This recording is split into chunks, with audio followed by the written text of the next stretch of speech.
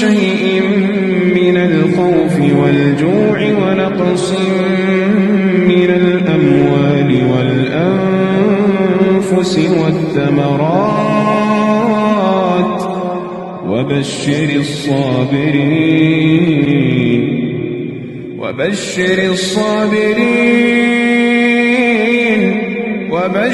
الصابرين الذين إذا أصابتهم مصيبة قالوا إنا لله وإنا إليه راجعون أولئك عليهم صلوات